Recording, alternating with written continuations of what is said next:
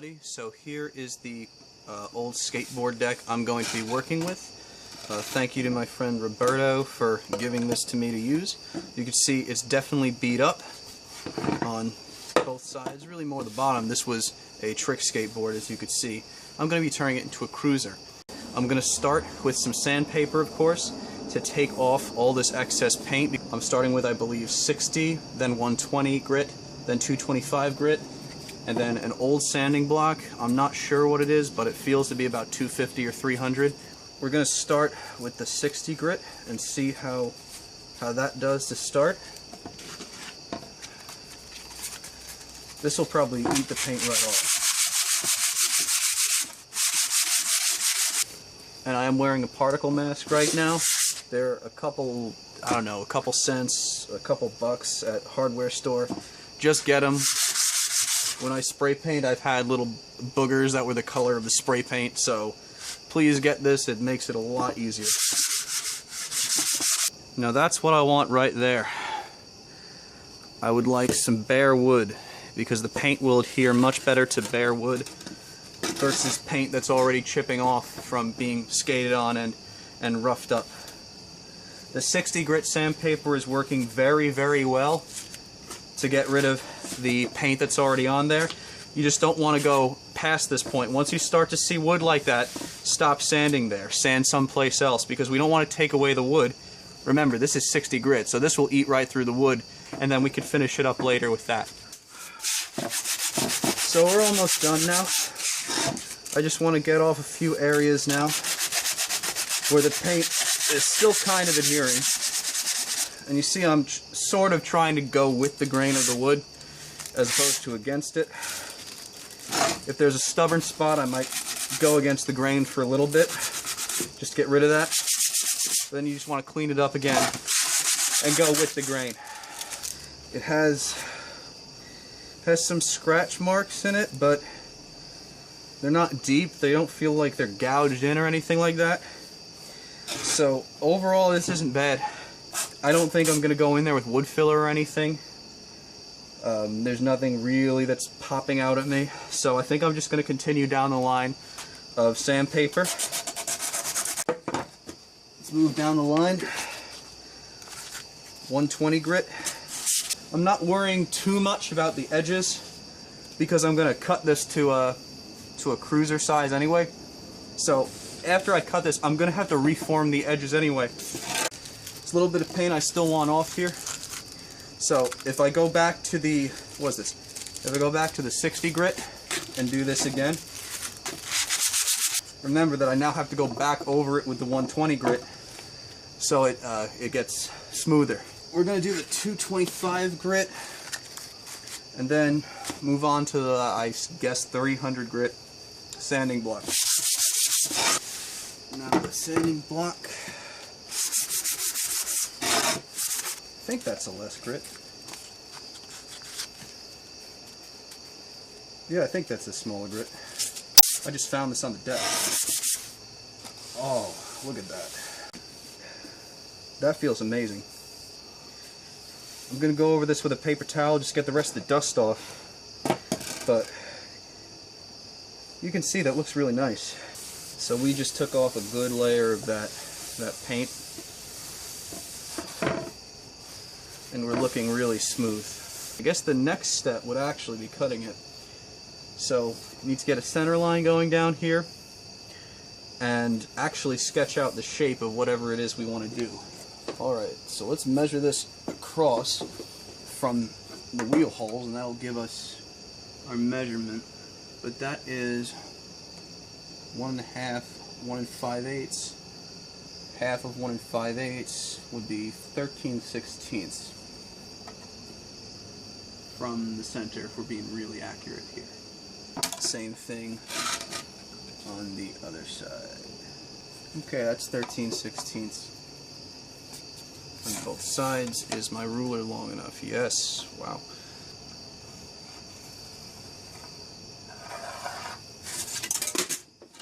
And now I just want to extend it out to the ends. And this is just an envelope.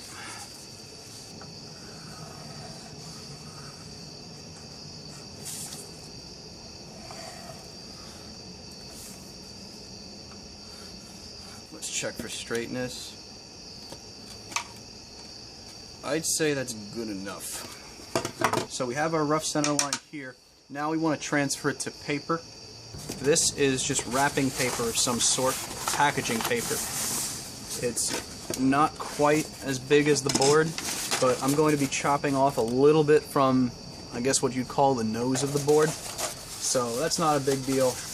But now all you need to do is make a center line on this guy with a measuring tape, and then you can actually draw out the design you want. I drew a center line, and then I drew 2 lines each 4 inches from that center line. So I had the boundaries of my board here, and then I had the center line. Then I just went and I sketched out just 1/2 of the board how I want it. So as you can see, I'm going to be taking off some material up here and just a little bit of material up here as well.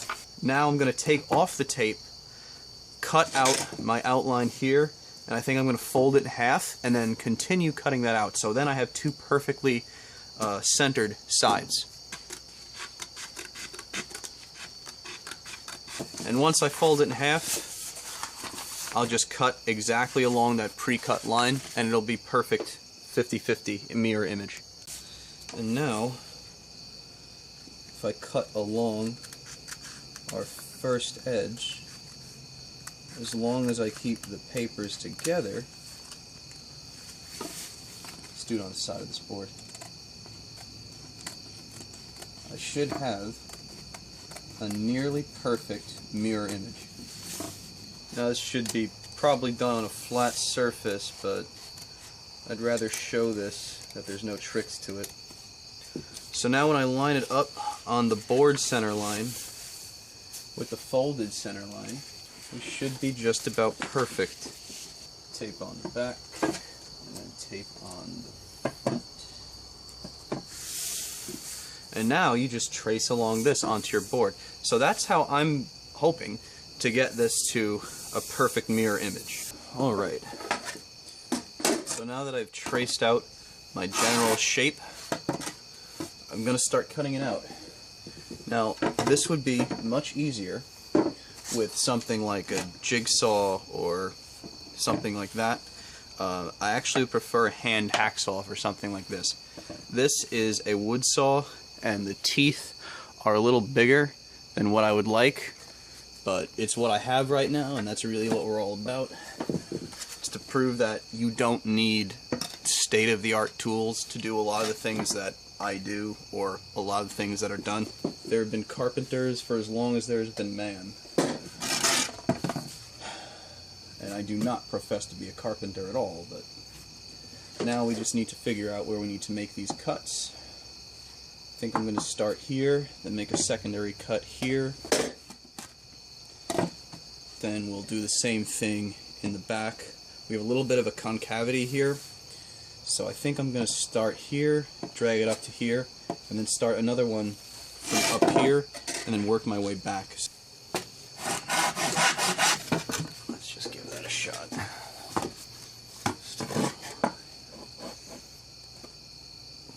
Yeah, that's fine.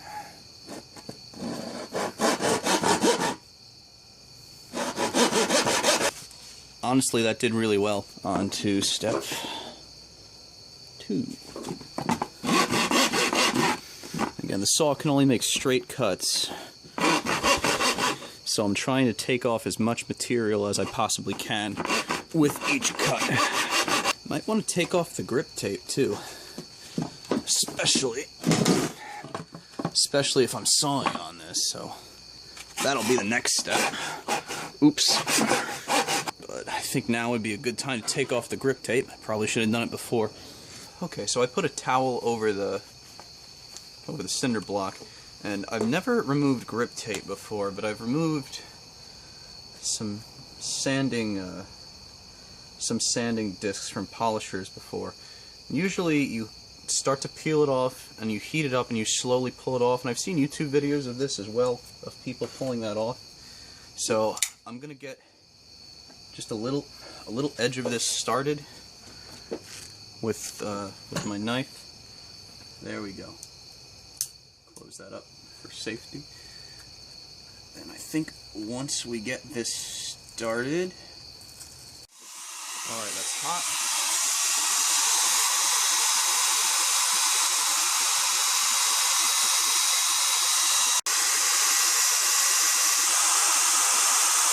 Alright, so I was able to pull the grip tape off without too much problems. For now, I'm going to just continue chopping away at my template here. Just like that. Based on the amount of work I'm putting in just for this, I think I actually will cheat a little and use the belt sander, but again, that can only take off small amounts of material. So I'm going to take off these sides, a little bit off the front, and maybe just a little off the back, and I think then I'll take it to the belt sander. This is all the wood I've taken off with just a saw. So again, if you don't have, you know, major facilities here, it's not a big deal. Get it to this shape, and then use a file if you want. It's going to take a lot more work. It's going to add a little more time, but you can do it. There's no reason you can't. I'm going to use a belt sander to get this because it's a lot easier. But there's no reason that you couldn't do this with a file and round this out. The basic shape is there. So here it is after some belt sanding. The shape is decent, in my opinion at least. It's now 29.5. I may take a little bit more off the front. I'm not exactly sure about that yet. But, so you can see all I've done with the belt sander, so I got a right angle edge to here. So I didn't actually curve these out. To make the rounded edge that I want to put on the sides of this board, I'm actually not going to use the belt sander because it's very hard to get a consistent angle all the way around, or a consistent bevel. So I'm actually going to use the file and keep it kind of 45 degrees to the normal here. So to start, we're going to turn the right angle into a beveled angle, so it's 45 degrees, then another 45 degrees. And to do that, you can see this is just a regular old, I don't know, wood file from Home Depot, I believe it is. A couple bucks, it's really cheap. I'm not really going to use this raspy side, I don't think I am at least. I'm going to start just using the smoother side of the file, but if you just put a little bit of force into it and push it straight forward, it really just begins to dig into the wood. And flip it over to the other side. Because if you look, you only really need to get maybe 2 layers of wood deep, so you don't need to go too crazy with it. Then when you go over it with the sandpaper, it's actually going to, again, smooth out the corners of the 45-degree angles. So it's going to turn into a round, basically, bevel. Alright, so I've just filed down basically the entire perimeter of this thing. Now, I don't know how well that comes off in camera, but I basically have a flat, a bevel, and a bevel. And I'm just going to quickly go around the whole edge with sandpaper around, first, again, the rough grit all the way down to the fine grit. Same as before, this actually should take much less time now. I'm just taking it right in my palm, running across the edge like this, and with my thumb and the pad of my thumb and my palm, just drive it right into the wood. And with a heavy grit like this, it actually takes off wood pretty well. Right now, this isn't a perfectly circular edge, but it's round enough for my tastes, and I kind of like it this way anyway. So I think I'm going to leave it like this. Next up is just to repeat it with the next finer sandpaper and just continue to do that. But basically you want to do as much of the shaping as you can with the heavy grit sandpaper. So I just beveled the edges here. It's very nice, very smooth. Alright, so it's now the afternoon of the next day, and I've been thinking about my paint design, what I want to do with this guy, and looking back at it, there's still a little too much up at the front. This is going to be a cruiser, not a trick board really anymore, so I don't want to put my foot too far forward and slant this forward, so I'm actually going to chop off maybe 2 or 3 inches off from the front. We're going to cut that out, get our rough shape.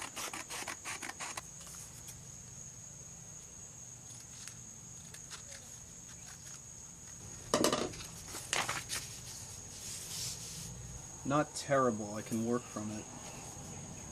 It's just going to add about an extra maybe hour of cutting.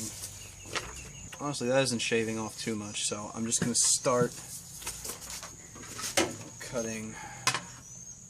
So here you can see I've now cut it down to the size I want.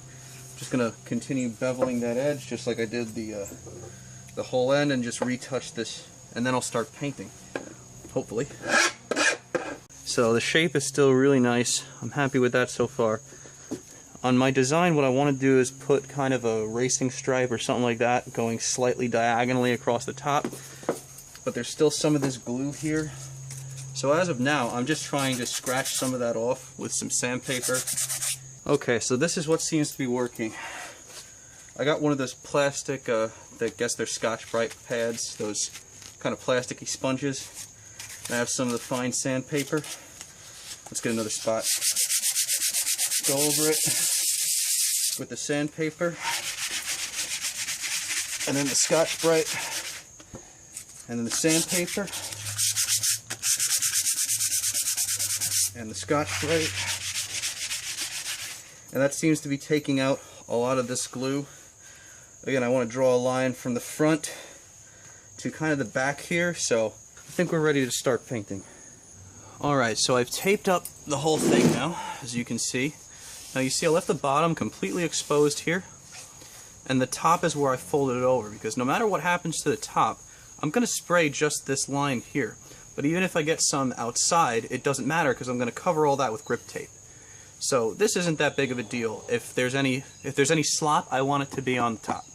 I'm going to start with a primer coat that will do both the top and the bottom, and then we'll start from there. I think what I'm going to end up doing is just doing this line, taking care of it first, and then we'll continue to actually do the bottom pattern.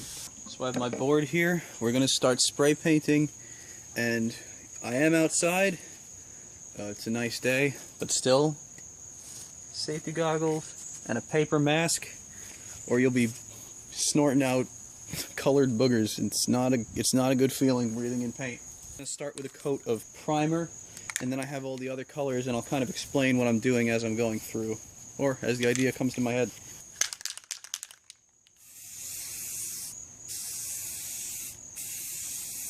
You never want to start with the paint on the deck, because as you could see with what I just did, I splattered it a little bit. So start off the deck, or off whatever it is you're painting, and then bring it towards it.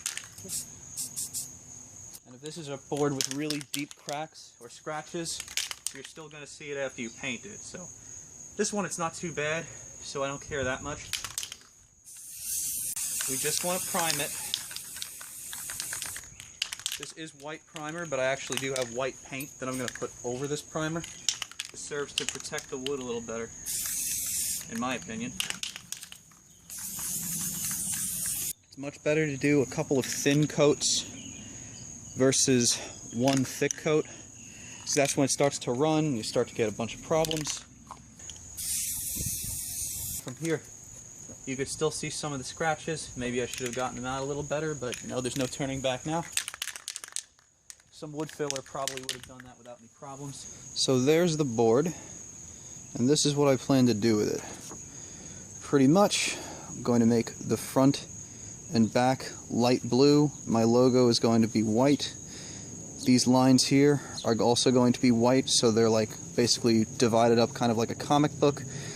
And this is going to be blue, regular blue, or royal blue I guess, as opposed to the light blue like my logo. With a schematic drawn in using white spray paint and a white Sharpie pen. I've never tried that before, so this is an experiment for me too. We'll see what I have in mind for the stripe, but this still needs some white on it, so let's do that. Oh, that's nice. We're going to start with the very tip being this royal blue color, and the back is going to be white, and the middle is going to be this nice kind of turquoise teal blue. It's very close to my logo, so that's why I'm using it. And we're going to try and transition this. So we're going to do light first, that's why I did white first. Now we're going to do this, and then we're going to finish off with dark blue. I want the dark blue kind of just at the tip there. And you see it's that nice kind of spray paint transition just to the white. So I'm going in and just kind of doing this to get that. And that looks pretty good by me. I'm just going to really get just the tip here. Oh, wow. Might do a little more. That's a really nice color. That transition is not too bad. Let's flip it over, let this dry, forget about it. I'm going to cover this with white. I think we did that yet. It's good. Let it dry 5 minutes. We'll put on the next layer. So that will be the divider for what I'm calling my comic book segments here. So you know what? I'm going to start with the teal, and then I'm going to do the blue, and then I'm going to do the black. So I'm going to need some more paper to cover up the other sections and protect them. Something that resembles my logo. And all I've done is used painter's tape, cut this in half, so now instead of 0.7, it's 0.35. Taken some ordinary, I think this is just copy printer paper, put it over here, tape that on, so now all this will still be protected, all this will be white, but when I go in and hit it with the light blue, I'll do this, and then when I take this off, my logo will be there.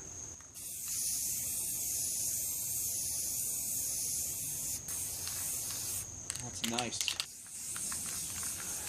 One thing I forgot to say is make sure you push down the tape.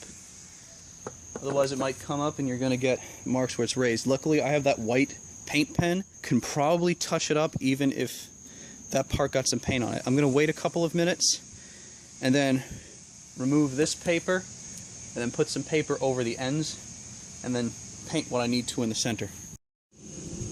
Just want to say, look how awesome that is now that the paper's removed.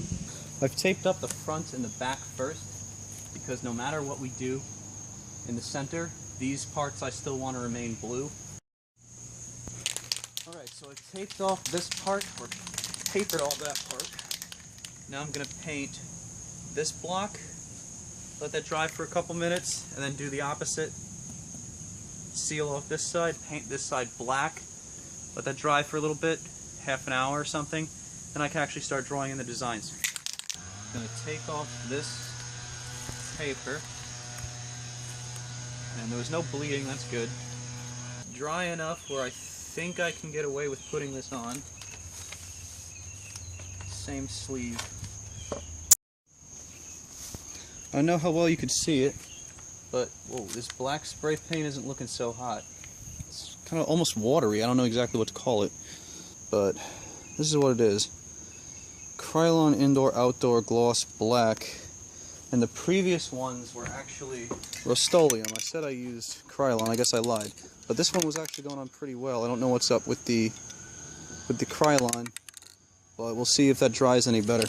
This actually ended up looking more like a chalkboard because we had the white underneath it with all of the little scratches and everything. So I'm going to put like a fancy inscription and like white text on it. So for me it works, like the chalkboard kind of look. But if you're looking for the pure flat black, I don't know if this will actually do it for you. I'm going to take off the front plate. Oh, it got stuck. Oh no. Yeah, okay, the back is fine. That one. The side we care about is this side. That's amazing.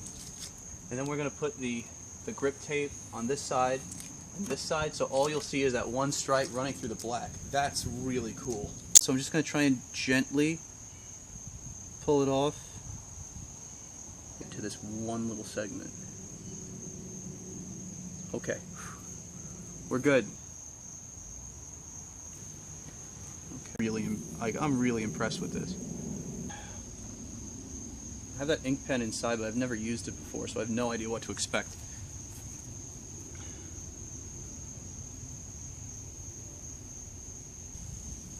Damn! That's my logo. That's amazing. I'm so happy with this. Alright, so on the blue, I think I'm just going to put some gears or something. I've always thought they just look cool. I'm just going to make a stencil out of it. I think cut out the gear and then just trace it on. I'm using an oil-based white Sharpie paint pen. Never used this before, but I tried it on my blast board just to test it out, and it seemed promising. So this should write on this. It'll look like a blueprint. This will look like a blackboard. I don't know about you, but I think that looks amazing.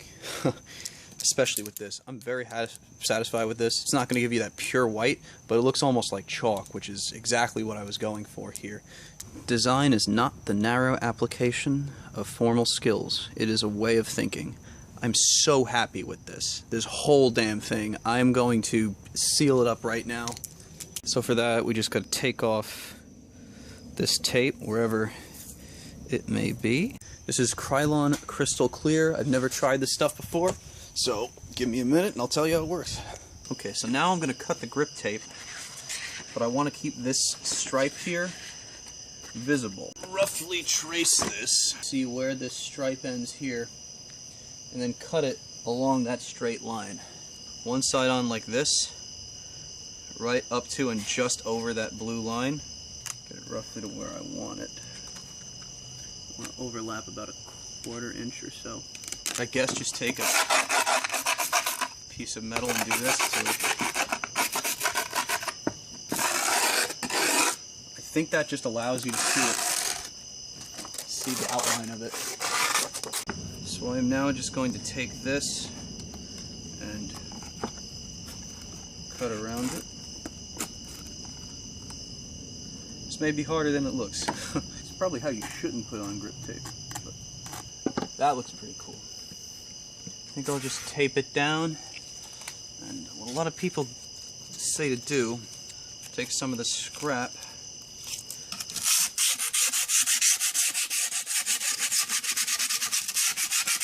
and gently go around the corner.